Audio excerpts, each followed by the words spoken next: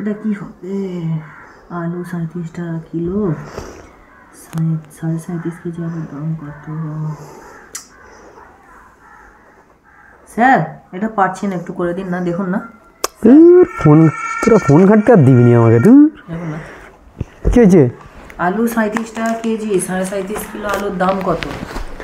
1 kilo আলু 37 টাকা kilo, 37.5 কিলোর দাম কত? এত সহজ অঙ্ক কি শেখালাম তোকে? এত সহজ অঙ্ক করতে পারবি নি?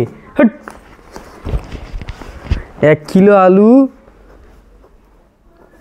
37 টাকা কেজি, হ্যাঁ 37.5 কিলোর দাম।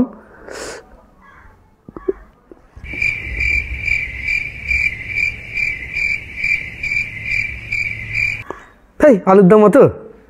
আলুর দাম একটু কমতে দে। ধর আলুর দাম 10 টাকা কিলো।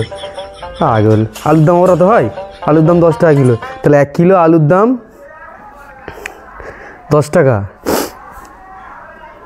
তাহলে 37.5 কিলোর দাম।